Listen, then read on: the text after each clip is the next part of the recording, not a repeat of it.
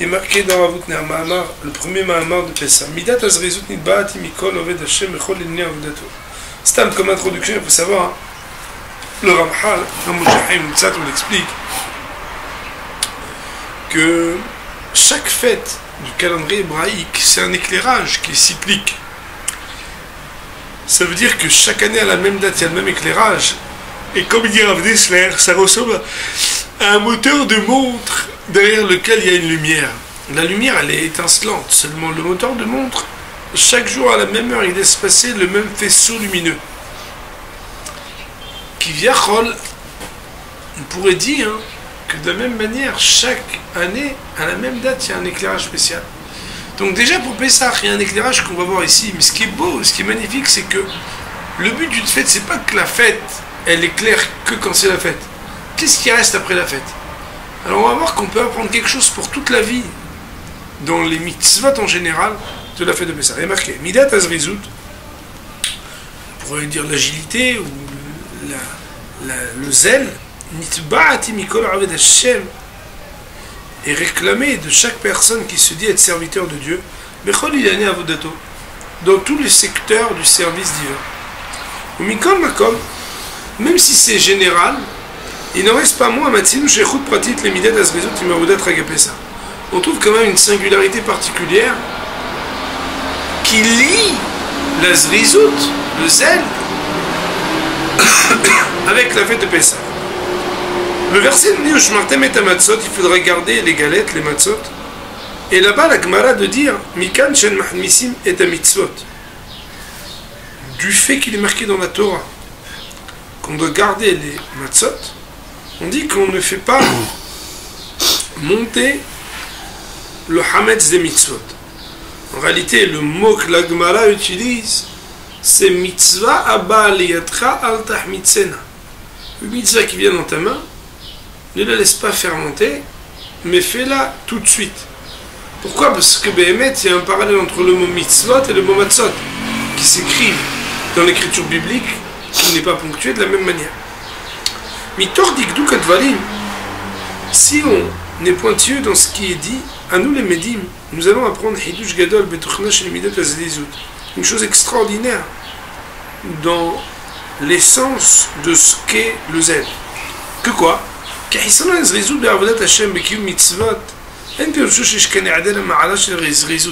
faut pas penser que une mitzvah avec zrizut, avec zèle, avec empressement, elle est mise à 5 étoiles, et une mise à sans empressement, elle est 4 étoiles. C'est pas ça. Et la shishken qu'il coule, chiyuvi, à mafsid shlemut surata shel maseh mitzvah. Il y a quelque chose qui vient abîmer et enlever l'intégrité de la manière avec laquelle on fait l'action. Pourquoi? Comment ça se fait? Sous-entendu qu'une mitzvah qui n'est pas bezrizut, il manque au nom de la mitzvah. Elle n'est pas une mitzvah au même titre que les autres. Cher Rekar, voilà, une mitzvah, Chachamim ont comparé une mitzvah qui n'est pas faite avec empressement à une matzah qui n'est pas gardée, c'est-à-dire à une pâte qui fermente à Pessah. Au Bevadaï, et il est certain, Shamechamet Issa Bepessah, celui qui laisse fermenter une pâte à Pessah, c'est pas juste qu'il enlève le statut de matzah à cette pâte, mais au contraire, il fait coller à cette pâte une détérioration particulière. Et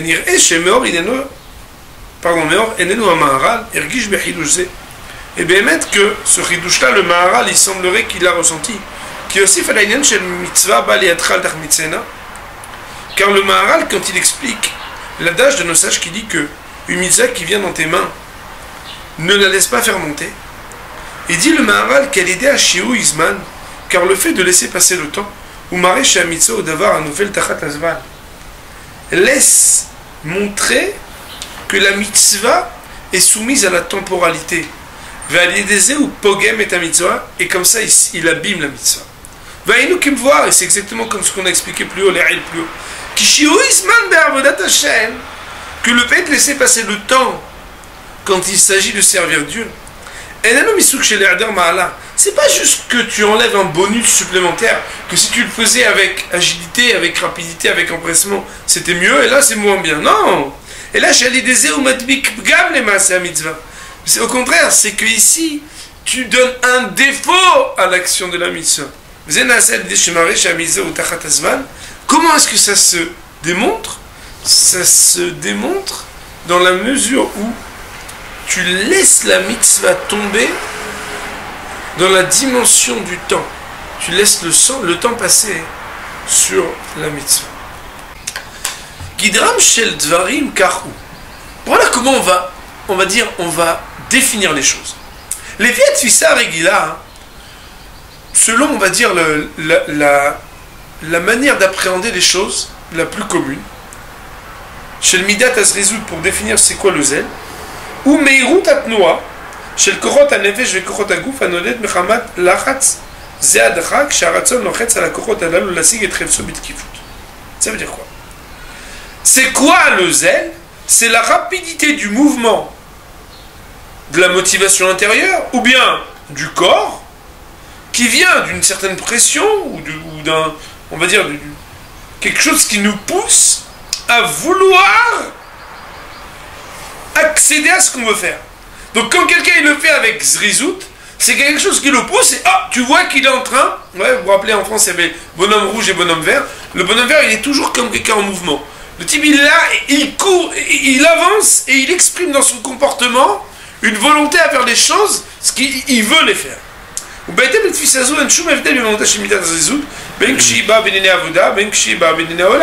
Si tu dis des choses comme ça, alors tu dis que qu'il s'agisse des mitzvot ou qu'il s'agisse d'actions, on va dire, bassement, on va dire, de ce monde-ci, il n'y aurait pas de différence. La zrizout, c'est la zrizout. Tu es empressé, tu fais, tu es agile, tu agis vite. Tout dépend de la volonté. Tu veux faire, tu le fais avec empressement. Tu veux pas faire, tu le fais avec empressement.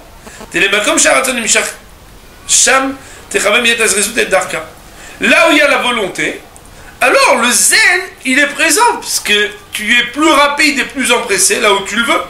Et là où tu ne le veux pas, tu es moins zélé.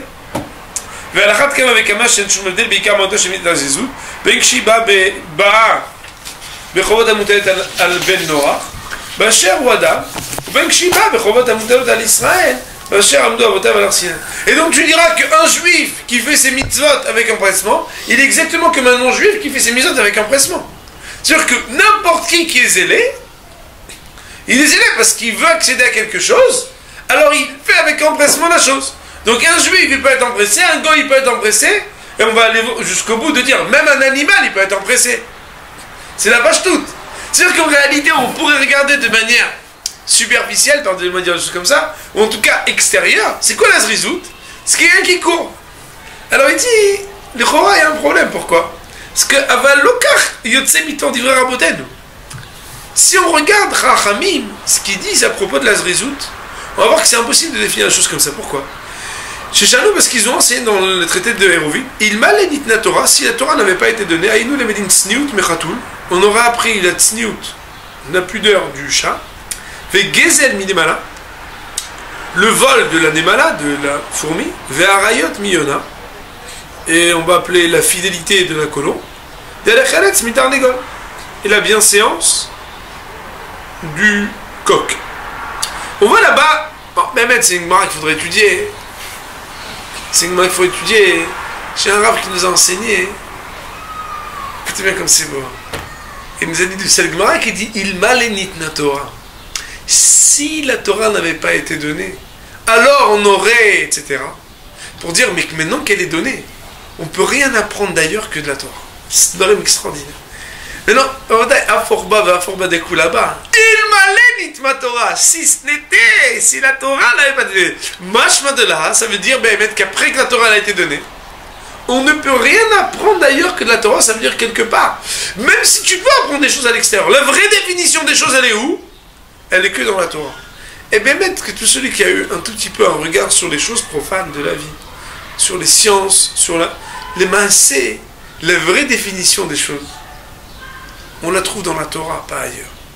En tout cas, qu'est-ce qu'on voit?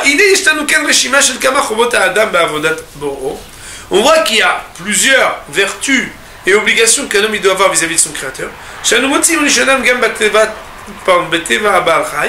dont on en trouve une empreinte dans la nature de certains êtres vivants, n'est-ce pas? Et on voit que quoi? Et voilà que le zèle, chez Alea Marakatu Meforash, à propos de laquelle cette zrizout, il est marqué explicitement que normalement c'est la fourmi qui nous enseigne le zèle, parce qu'il est marqué dans le verset, dans Michelet, dans les proverbes du roi Salomon, Lechel Nemala Atzel, va donc voir la fourmi, toi qui es fainéant, toi qui es oisif. Et donc quoi? Et donc le roi Salomon lui-même il te dit, si quelqu'un représente le contraire de l'oisiveté, ça veut dire la zrizout, qui c'est? C'est la fourmi. Nishmeta Mereshimazu. La Torah, la Gemara te dit, si la Torah n'avait pas été donnée, de la Nemala, de la fourmi, tu apprends pas la zrizout. C'est ce qui est marqué. Tu apprendrais le gezel. Là, il faut savoir que la Nemala, il y a marqué dans le Midrash. Bon, on le sait, mais il y a marqué dans le Midrash que une Nemala, une fois, il y a le Midrash raconte, une fois une Nemala a trouvé une quantité astronomique de grains. Elle est venue, elle a vu que c'était pas à elle, elle est partie. Parce que jamais une Nemala, elle prend ce qui ne lui appartient pas. Et de là, on apprend donc le gezel de Nemala. Alors une fois, Béhémet, il y a un élève au shiur que j'avais écouté, parce qu'on a eu peut-être un mois de shiur, 4-5 semaines de shiurim, chaque semaine sur la fourmi. Et le Rav, il y a quelqu'un dans la salle qui dit, mais pourquoi les hommes c'est pas comme ça? Arel et Maaseh, il a dit, si l'homme il prenait pas ce qui lui appartenait pas, peut-être que les autres ne prendraient jamais ce qui lui appartient. C'est extraordinaire. L'animal, pourquoi elles se respectent toutes? Parce que toutes elles se respectent, alors toutes elles se respectent. Jamais une fourmi apprend ce qui appartient à l'autre. Alors le maïs, on apprend le gezel de Nemala. Mais ce qui est beau, c'est qu'on voit que Behemet Hashmatazu, le fait que la Gemara, au lieu de dire qu'on apprend de la fourmi, le zèle, la zrizout, l'empressement qu'elle a, Hashmatazu, la Gemara, elle délaisse d'enseigner qu'on apprend cela de la fourmi, mais elle est totanu. Ça nous instruit d'une chose extraordinaire. Que bien que Behemet, la Nemala, on ne peut pas dire qu'elle n'est pas empressée, qu'elle n'est pas zélée. Mikol Makom, quoi qu'il en soit, Alimoud et c'est la Nemala. Ce que tu pourrais apprendre de la zrizout de la Nemala,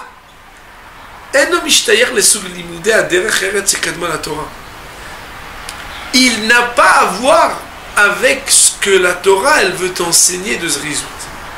Chez les Kushta des Milta, il malédite la Torah. Ça veut dire que Behemet, si la Torah n'avait pas été donnée, on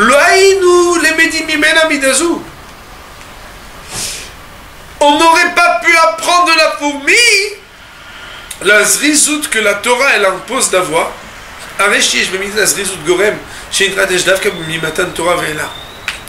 Ça veut dire que il existe quelque chose qui nous est demandé dans la zrizout qui ne peut trouver sa source que quand la Torah elle a été donnée, et que si la Torah n'avait pas été donnée, tu l'aurais jamais su. Pourquoi? Parce qu'on voit bien que si la Torah n'avait pas été donnée, celle qui est la plus arise de toute la création, c'est pas d'elle que tu aurais pu apprendre la zrizout, qu'Akadosh Baruch Hu il veut qu'on ait dans la Avodat Hashem, dans le service divin. Et donc, ça veut dire que la zrizout qui est demandée, et dont on nous réfère dans le verset où Shmartem et Tamatzot, elle relève d'autre chose que ce que d'une manière superficielle on aurait pu voir s'inscrire dans le comportement empressé de la fourmi. Mativo shel Goremze. Donc c'est quoi la nature de ce dont on est en train de parler, puisque c'est pas le zèle et l'empressement qu'on peut reconnaître dans la création et dans le... Il y a une singularité de l'âme, c'est qu'elle n'est jamais rassasiée. Et il y a marqué dans le verset, l'âme ne sera pas rassasiée. Et bien, c'est magnifique qu'il le ramène ici. Machal, l'image qui est donnée pour représenter, on va dire, l'insatiété de l'âme. Les mains d'avoir donné à quoi ça ressemble? Les ironies chez Nasa Batmelech. à un citadin qui va épouser la fille du roi. Imyavila kolma sheba olam, même s'il amène tout ce qu'il y a dans le monde, enam hashuvim la kloum, il ne pourra jamais la rendre heureuse. C'est rien pour elle. Shibat melech, parce que c'est une princesse. Car nefesh, de la même manière l'âme. Ilou evet ala kolma adane olam, même si tu lui as amené tout ce qu'il y a dans le monde, enam kelum la, c'est rien pour elle. Lama, pourquoi? Shimina elionim, parce qu'elle vient de quelque chose, de la haute. Elle vient des hauteurs. Elle est d'un autre monde. Les maîtres Aboda et moi, quand j'avais étudié ça, j'avais expliqué que des fois on voit que le Ham Israël, dans certains lieux, il dépasse toutes les frontières de l'acceptable quand il va dans la débauche. Pas citer d'exemple, je pense que vous savez très bien à quoi je fais allusion. Pourquoi c'est comme ça? Ah ouais, il y a des endroits où le monde non juif, parfois, il peut aller moins à la dérive et à l'excès et à l'extrême que certains béné Israël. Pourquoi? Parce qu'en réalité, l'âme d'un juif, c'est un ustensile beaucoup plus large et beaucoup plus haut. Alors, la soif intérieure, elle réclame qu'on la remplisse. Mais on la remplit jusqu'à ce qu'on arrive à bout. Mais un juif, il ne peut pas arriver à bout. Parce que vu la hauteur de son âme, c'est elle qui réclame d'être remplie. Tu remplis, tu remplis, tu remplis, tu n'es jamais rassasié. Pourquoi? Parce que c'est pas monnaie d'échange ce que tu veux remplir. Tu lui donnes quoi? Des choses de ce monde-ci. Tant que tu lui donnes pas des choses qui relèvent d'autre part, tu peux jamais la remplir. C'est pour ça que quelqu'un qui a un petit ustensile, qui vient pas d'aussi haut, qui n'est pas une neshama eliona, une âme qui n'est pas une âme qui vient d'aussi haut, elle peut se remplir et se satisfaire de moins. Mais une âme qui est d'un autre âme, elle ne peut jamais être rassasiée. Donc elle va à l'extrême, de l'extrême, de l'extrême, elle se remplit, elle se remplit, elle se remplit, et elle n'est jamais rassasiée. Pourquoi? Parce que tu peux la nourrir tant que tu ne la nourris pas de quelque chose qui est monnaie d'échange. Elle n'est jamais rassasiée.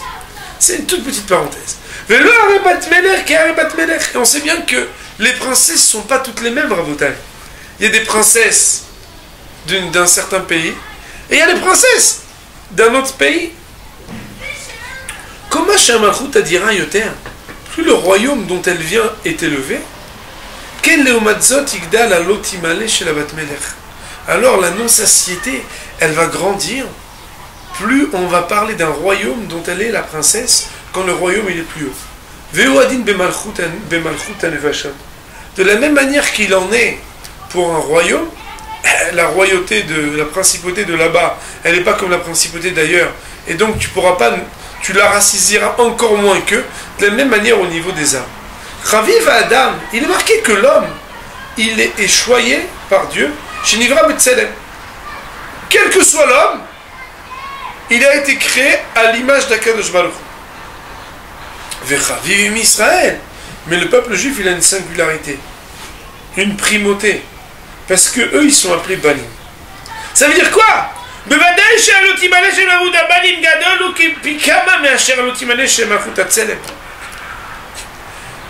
L'insatiété de celui qui est Ben, qui est fils d'Akadosh Baruch Hu, c'est-à-dire le peuple juif, elle est toujours plus grande que l'insatiété de celui qui est Adam, qui est soit une princesse, mais qui n'est pas du même royaume. Même il faut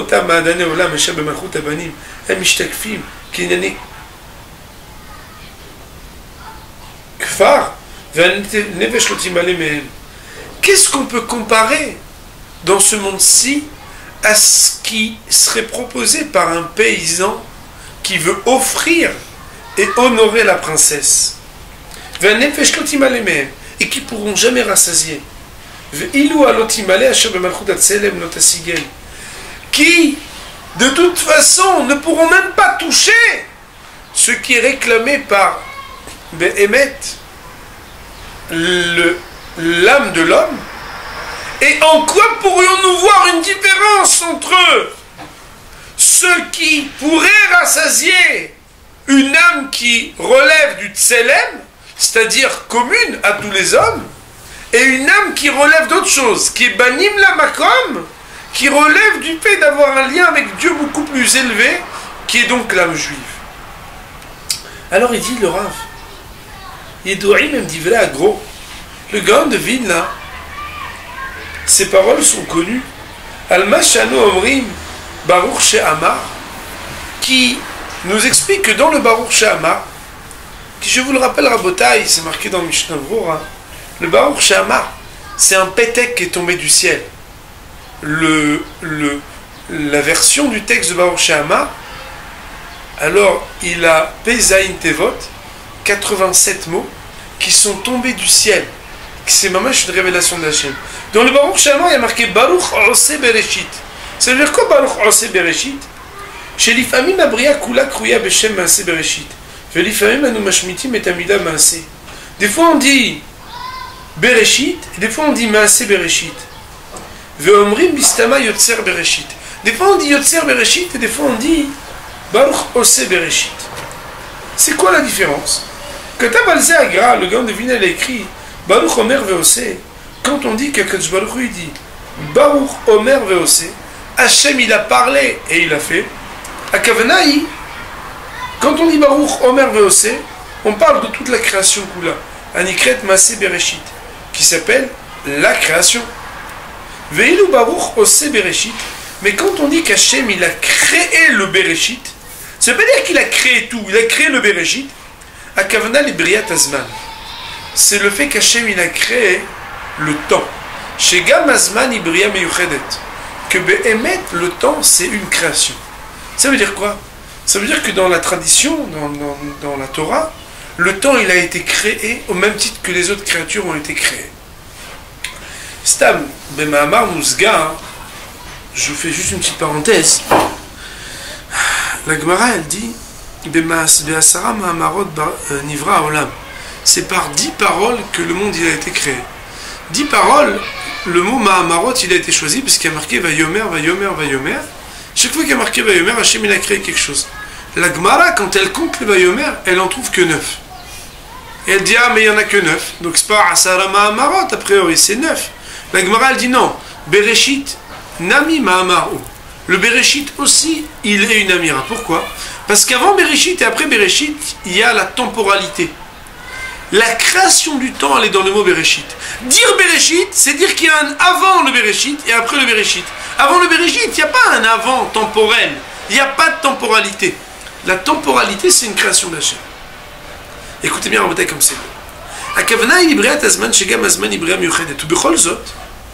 La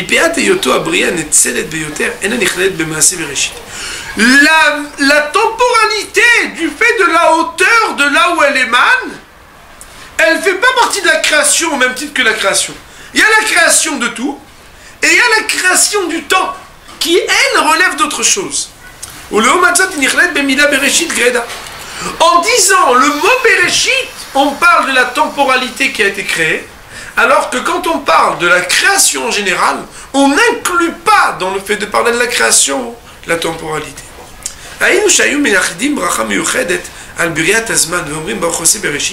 Ça veut dire que le Gaon de Vilna il a compris que quand on dit Baruch Ose Bereshit, on glorifie le nom d'Hachem de manière particulière par le fait qu'il a créé cette temporalité. Ça veut dire quoi? Alors il dit le Rav quelque chose d'extraordinaire. Si on va un peu plus loin dans la profondeur des choses,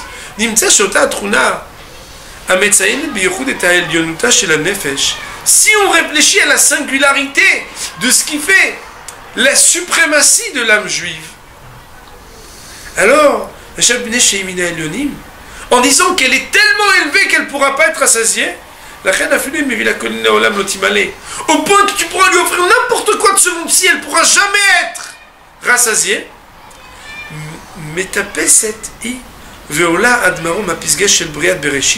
au-dessus de tout ce qu'il y a dans le Bereshit, dans ce monde-ci, elle est tellement élevée que tout ce que tu pourras lui offrir du Maaseh Bereshit, elle ne sera jamais rassasiée. Même le Zman lui-même, qui est le plus haut de tout ce qui a été créé, tout ça c'est comme si tu lui offrais les objets du paysan. Kol Ma'adane Olam. C'est au moment, écoutez bien Rabotai comme c'est beau, où cette âme tellement élevée, elle dénigre, elle refuse d'être rassasiée, même de ce qui s'appelle la temporalité, Bichlal Amiusi. Le plus haut point de ce que l'âme, elle peut refuser de ce qu'il y a de plus haut dans ce monde-ci, c'est quand elle refuse la temporalité. Ça veut dire quoi? Ne vous inquiétez pas, je vais vous expliquer, mais je suis obligé d'abord de le dire d'une manière un peu comme ça. Ça veut dire quoi? Quand elle applique les mitzvot et les bonnes actions, quand une âme, elle applique les mitzvot, qu'est-ce qu'elle est en train de faire? Elle est en train d'entendre et d'honorer ce qu'elle a de plus élevé. Une âme, quand elle accomplit une mitzvah, elle touche, même dans une vie matérielle, ce qu'il y a de plus haut, ce qui a à voir avec la nature ontologique de ce qu'elle est. Parce que quand une âme, elle fait une mitzvah, elle fait quelque chose qui normalement a à voir avec elle-même. Nachon rabotai. Mitorer asar anafshi, aomed leister ala choma, shel zman ou la pki'a. Quand une âme, elle est au contact de la mitzvah, elle sent quelque chose qui peut transcender, qui peut l'amener au-dessus de tout ce que ce monde-ci ne pourra pas la rassasier. Ça veut dire quoi? Ça veut dire que quand elle touche à une mitzvah, elle veut dépasser la réalité dans laquelle elle est pour rejoindre le royaume dont elle émane, dont elle est issue.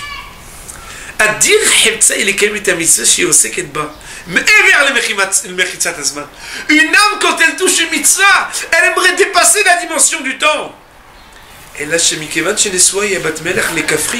Mais puisqu'elle habite un corps, ça veut dire qu'elle est dans un monde matériel, dans une finitude, dans quelque chose où elle est mariée avec un paysan.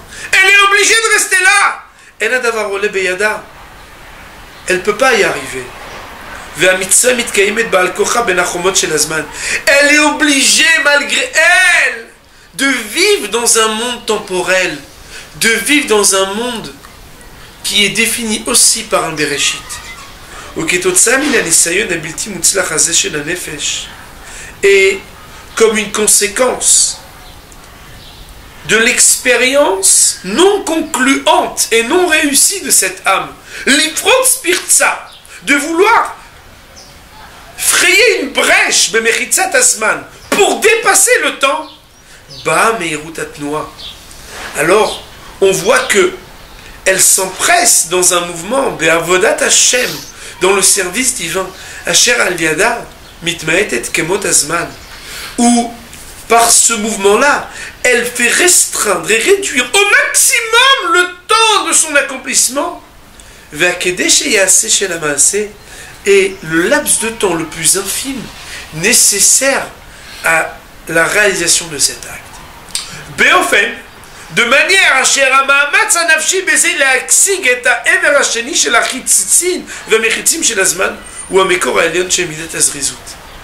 on regarde donc que pour accéder au point le plus haut, c'est-à-dire aux abords le plus suprême de ce qui fait l'écran entre cette âme et ce qui l'appellerait à dépasser les frontières du temps, c'est ça qui est à l'origine le moteur et la définition de ce qui nous laisse apparaître d'une manière beaucoup plus superficielle le mouvement zélé et agile de celui qui accomplit la mitzvah.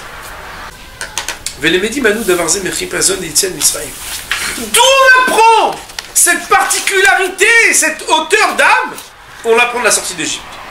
C'est pas pour nous dire que les Israël ça n'a pas duré du temps. Qu'est-ce qu'on en a à faire que ça n'a pas eu le temps de monter, ou que oui, tu sais, ils ont dû faire du fast parce qu'ils n'avaient pas le temps.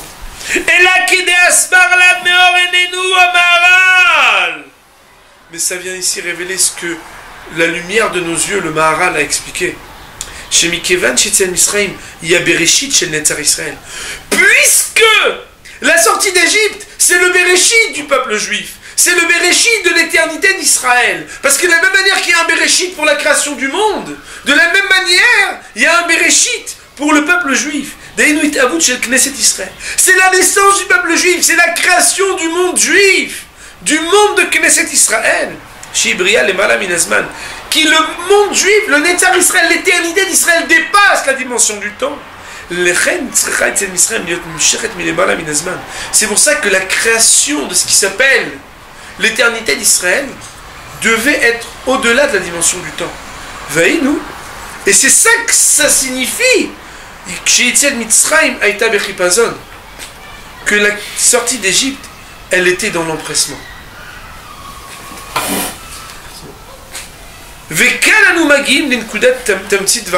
Et c'est là qu'on arrive à la synthèse de ce qu'on voulait dire.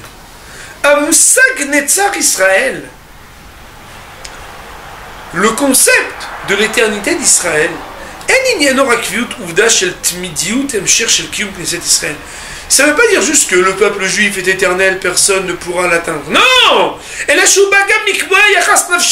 On parle de la hauteur d'âme d'Israël. Les Netzar, pour parler de l'éternité de leur âme. Olesman, Israël. Le peuple juif, il a un rapport à la temporalité qui est particulier à lui, personne n'a le même. Kelomar,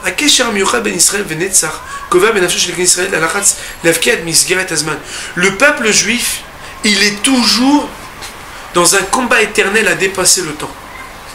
Mais on voit bien en Israël que on se bat toujours contre le temps.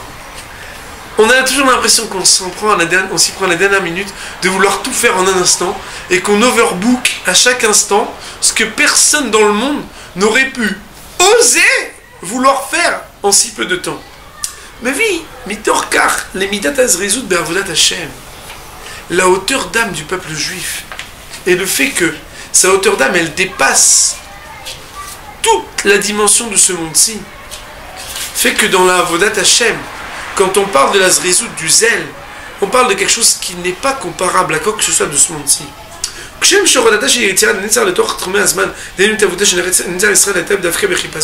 De la même manière que la sortie d'Égypte, qui est la création du peuple juif, c'était dans ce qui voulait dépasser les frontières du temps.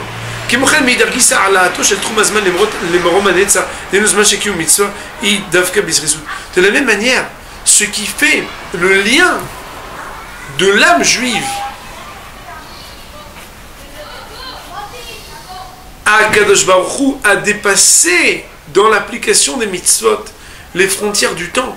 C'est justement dans le zèle aussi que c'est.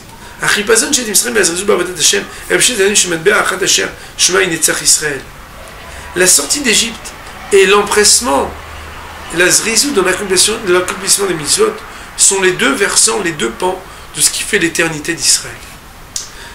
Et nous avons donc fait surgir Béadenu dans nos mains. On ne peut pas comparer le zèle dont on parle communément avec le zèle quand on parle des mitzvot.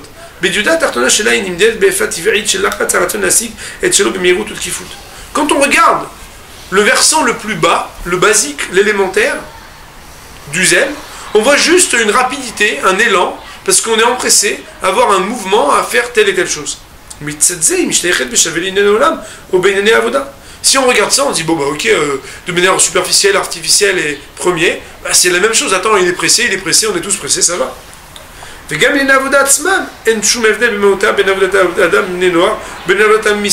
Et donc on pourrait même comparer le zèle d'un juif avec le zèle d'un non-juif. Mais si on regarde le pan le plus suprême de ce qui s'appelle la zrizout,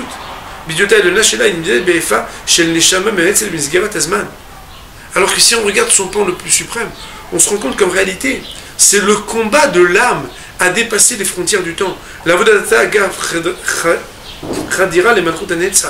Parce que comme elle vient de quelque chose de suprême et d'éternel, elle ne peut pas, dans la nature éternelle de ce qu'elle porte, supporter la limitation éphémère de la dimension du temps. Et quand on regarde cette dimension-là, quand on regarde cette vue perspective de ce qui s'appelle la Zrizout, elle n'est pas comparable à la dérivée de rapidité, d'élan et de ah oui, quel empressement, vraiment.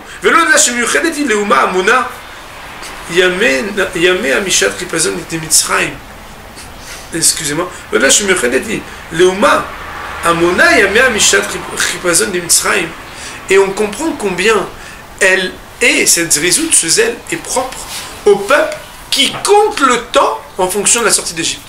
Vous savez que depuis la sortie d'Égypte, on compte les années de la sortie d'Égypte.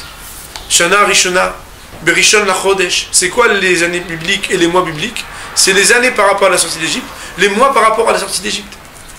Un instant, cher juif. On parle des années bibliques. Ça veut dire que quand la Torah elle dit Beshana Shnia, Beshana Shlishit, Bechodesh Arishon, on ne parle pas des années qui sont empruntées à un autre calendrier. Variboutak de la Beinanze, je suis désolé, hein, mais comme c'est la télé. והריבותק גדולה בעניין זה, כי רישומה של מידת הזריזות הנקרא בטבע בעל חי, הוא דווקא רישומה של מידת הביטחונה העליון, כי זריזות של נאמנה בוודאי שאין שום שייכות עם תאוות המהירות ההגעה אל חפץ הנרצע, שהרי אין החיה אלא 6 חודשים, וכל מאכל האריך איתו המחצה, והיא מכנסת מאוד כל, אלא שכל עובי זריזודה היא בזה שאין שום חשבון של זמן, באופן שאם אמנם במושב הנאמנה הוא בית המוסר למידת הזריזות, אם דווקא מידת הזריזות בקומה העליונה שלה, משתייך בייחוד לאותה התוכן של נצר ישראל. ומכאן השפעה של זריזות נאמנה מבית המידות שהיינו לומדים, גם אם לא נתנה תורה. Étant donné que l'animala, la fourmi, même si elle engendre, elle engrange beaucoup plus que ce qu'elle peut vivre, parce qu'elle vit que 6 mois et demi, ou un petit peu plus, et 6 mois, pardon, et que des fois elle peut engranger énormément, c'est juste parce qu'elle n'a pas la notion du temps. Mais c'est pas parce qu'elle a un combat à dépasser le temps. Et comme la Torah, elle veut nous apprendre la zrizout, par rapport au niveau suprême de ce qui s'appelle l'éternité d'Israël, alors elle ne te dit pas va voir l'animal. Ou Meiri aime midorze d'ivrei Maharal. Et comme ça, on va voir la chute de comprendre un peu mieux ce que le Maharal disait. Shosé mitzvah bli zrizout. Celui qui fait la mitzvah sans empressement, ou pogem et mitzvah, lui il abîme la mitzvah. Pourquoi? Aidashi uizman shumare alideze. Pourquoi? Parce que quand il laisse le temps passer sous la mitzvah, il montre par cela, chez la mitzvah ou d'avoir un ofel tachatazman, que la mitzvah pour lui c'est quelque chose qui tombe dans la temporalité. Puisque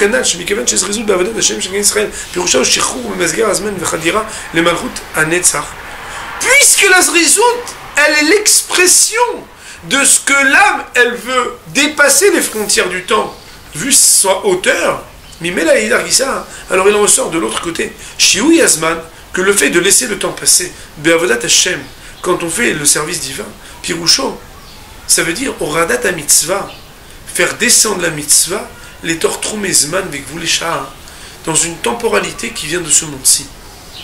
Ça veut dire quoi? Ça veut dire quelque part que quand on laisse la mitzvah en prenant le temps, on montre que cette mitzvah, quelque part, elle ne réfère pas, elle ne relève pas de quelque chose qui dépasse les frontières du temps.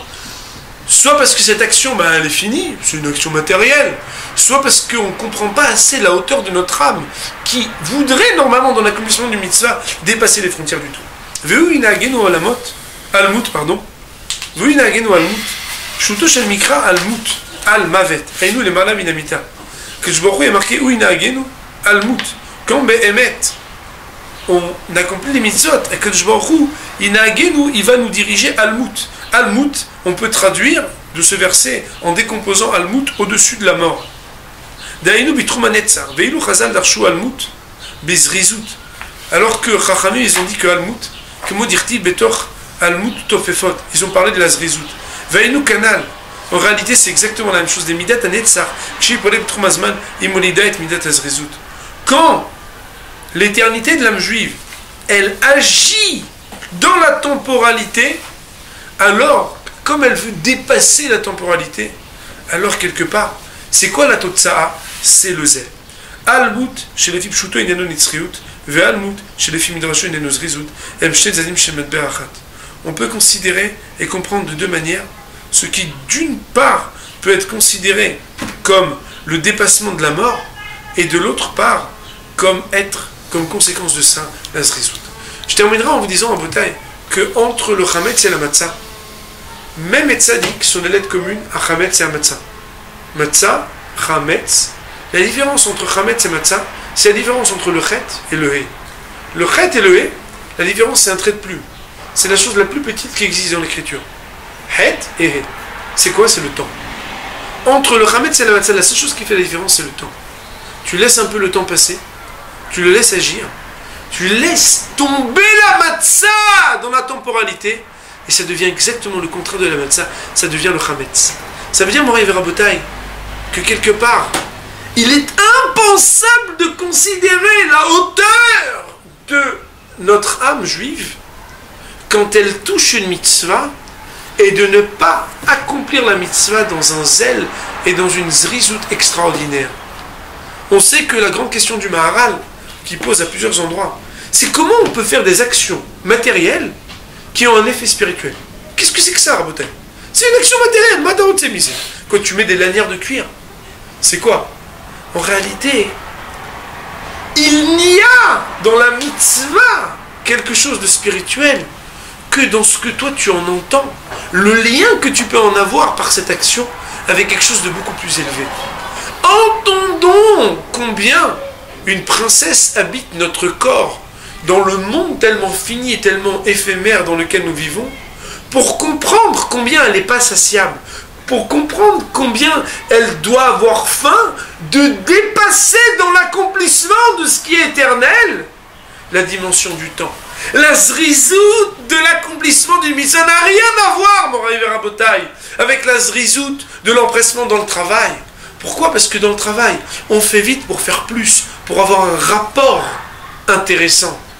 Dans l'action spirituelle de la mitzvah, quand on la fait bizrizout, en réalité on aimerait dépasser la dimension du temps. Faute de pouvoir le faire, alors on limite un maximum le temps pour que dans l'instantanéité et l'agilité de l'accomplissement de la mitzvah, on exprime combien on a compris que notre âme est suprême, que cette vie éphémère, elle n'a rien à voir avec la hauteur de notre âme. Ce paysan qui veut, dans ce monde-ci, nous rendre un petit peu le rassasiement ne pourra jamais y arriver. Comment on l'exprime?